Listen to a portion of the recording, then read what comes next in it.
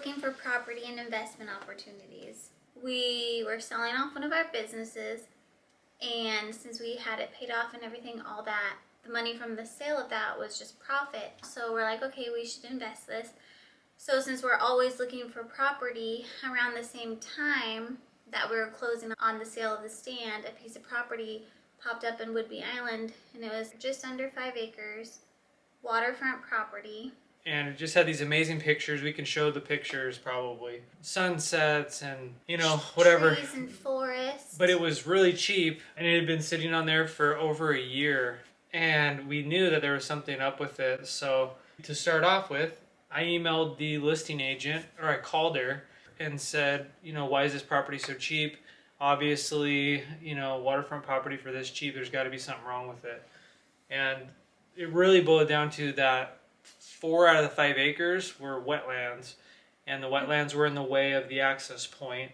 And on top of that, the buildable area wasn't big enough to support a well, because for a well, you have to have a 100-foot radius all the way around it for pollution control. This property is 165 feet wide, and since we need 200 feet, because there's 100 on each end, we would have to figure out a way to control the remainder. So the real estate agent emailed me a wetland map. You can see on the map that it's 5 acres, long and skinny. It's got 2 areas of wetlands, and there's a buildable area right in the middle that you can't really get to because the access point, between the access point and the buildable area, it's covered in water, and it would be really difficult to put a road through there. We went out there and looked at it. It was totally raw. We were climbing trees, carting the baby through there. Yeah, baby and a toddler. Yeah. But anyway, we fell in love with it, and we're like, let's just put in an offer and see what they think. It was way under asking because it was just sitting there for so long. We had all the leverage. Mm-hmm. So we put in an offer that was basically half price. But then we settled on like 60% of it? 50, yeah, you're right. They had gotten to the point where they just wanted to get rid of it. But in the time that she'd been holding it, the value of it had dropped drastically because they did the wetland. They got the wetland study done. They figured out that most of the land wasn't buildable, so the assessed value of it went way down. Like, it was $300,000 less because of the wetlands on it. And it was basically deemed unbuildable. I mean, that's what we're getting at. It was unbuildable. We just had this gut feeling that we wanted to jump on it. We didn't want to miss out on it. Careful. So there's a 5-acre parcel, and below it, there's a neighborhood of larger lots. Most of them are developed, but there was 2 that were undeveloped on the map. They butt up right to the buildable area. Yes. And so we were actually looking those lots up. On the map, they looked like they were both undeveloped. After doing more research on one of them, I found that it had already been purchased and that they had plans to build a house there and they were moving forward with it. The other one was totally undeveloped. The guy was living in Chicago, and I remember looking him up and was going to send him a letter. And we talked about this at night. I'm like, I wonder if I should send that guy a letter. And we were literally on the verge of writing a letter, and it was just kind of, you know, on our list of things to do. Then flash forward, it was like 2 weeks later. We were in contract still with the big lot, and I'm at work, and I'm checking Redfin like I normally do, and it had been a few days, and I see a lot for sale. I check by map, so I'm looking over the area, and lo and behold, the exact lot that we needed to buy came up for sale on Redfin while we were in contract with the bigger lot. This lot would provide access. This lot could potentially provide water. Power. We would avoid power. We would avoid all the wetlands. We were freaking out. Remember? I called you from work. And it was affordable. And it was cheap because land over in the island is cheap at the time. This was like 3 years ago. 3 years. Just about 3 years ago now. So I call Anna, and then we call our agent. We're like, get an offer in ASAP, you know? He puts an offer in, it goes pending. Somebody else had scooped it up, and we were just heartbroken, like, because we hadn't noticed it, that it came up for sale. Yeah. It had already been listed for a few days, and so we had missed our window, and there it was, pending. It was just sitting there red, pending, like we were so bummed. I remember checking it like every day, just so sad that we had missed out on that. I mean, it was just insane that we missed out on that. Yeah. Remember? That was devastating.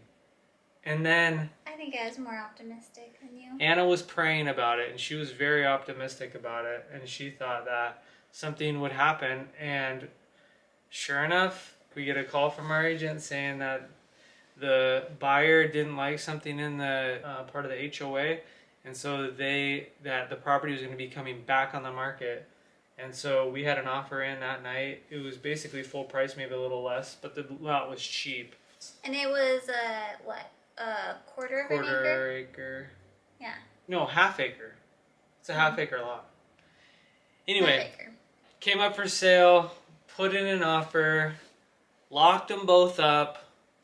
And boom goes the dynamite. And boom goes the dynamite. The best feeling ever. I remember just being like, is this real? Like, oh.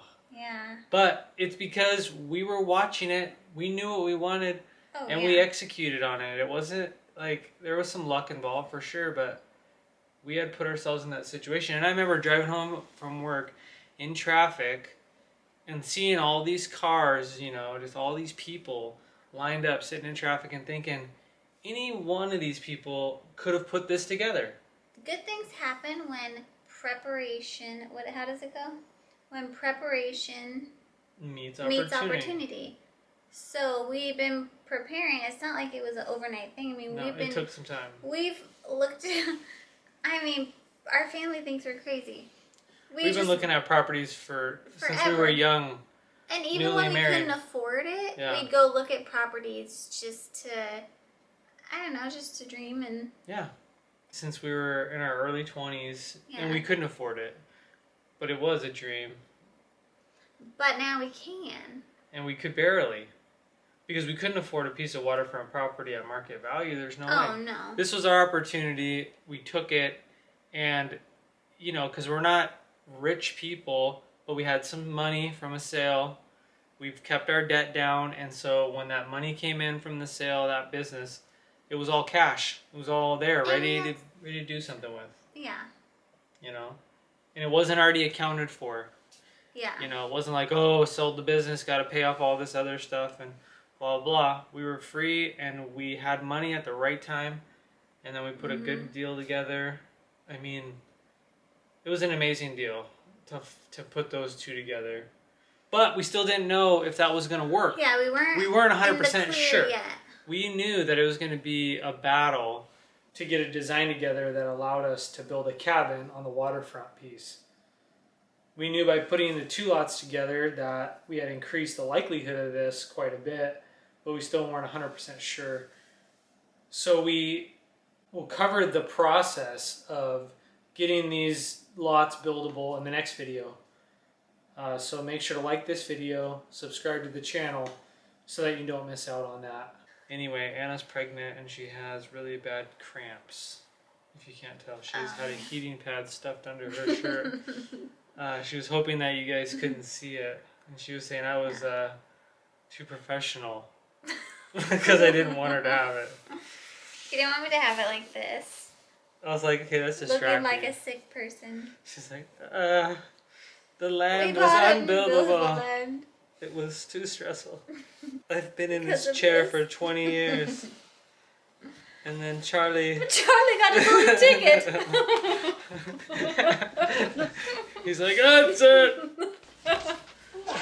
Grandpa finally got his lazy ass up. Are you okay? But while you're up, will you grab me some water? I'm so thirsty. Ice cold. You're like a unicorn. I'm nothing like a unicorn.